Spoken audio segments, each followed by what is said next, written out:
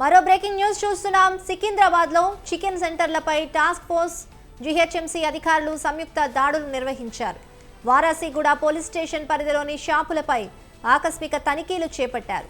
చాలా రోజుల నుంచి నిల్వ ఉంచిన చికెన్ అమ్ముతున్నట్లుగా అధికారులు గుర్తించారు.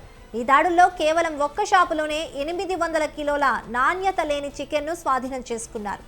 చికెన్ అమ్మకాలకు మాత్రమే అనుమతులున్నాయని, నిలువ చేసేందుకు వీలు లేదని ఫుడ్ ఇన్స్పెక్టర్ అగ్నివేష్ హెచ్చరించారు. ట్రేడ్ లైసెన్స్ గడువు ముగిసినా కూడా రెన్యువల్ చేయకుండా షాపులు నిర్వహిస్తున్న వారిపై కూడా చర్యలు తీసుకుంటున్నామన్నారు అగ్నివేష్.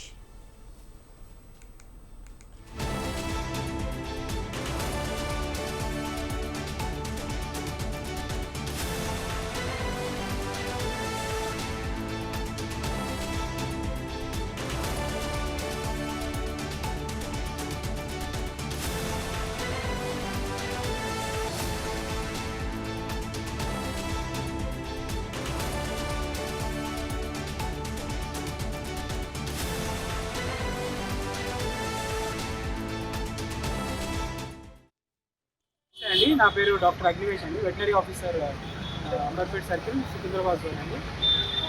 ఇవాళ 1 అవర్ బ్యాక్ అండి సికింద్రాబాద్ టాస్క్ ఫోర్స్ వాళ్ళు కంప్లైంట్ వస్తే వాళ్ళు వచ్చి ఈ ఏరియా చికెన్ షాప్ మీద రైడ్ చేయడం జరిగింది.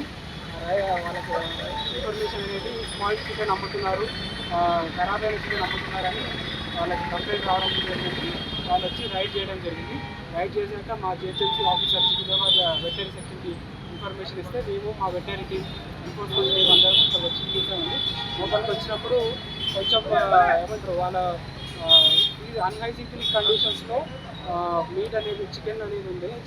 వీళ్ళకి వివెలా ఫీడ్స్ అని కంపెనీ వచ్చి వీళ్ళకి చికెన్ పార్ట్స్, తర్వాత బ్రెస్ట్ ఏమంటారు కర్రీ కట్ వేస్టేజ్ పార్ట్స్ ఇవన్నీ వీళ్ళకి సప్లై చేస్తున్నారని వాళ్ళ దగ్గర బిల్ అయితే ఉంది.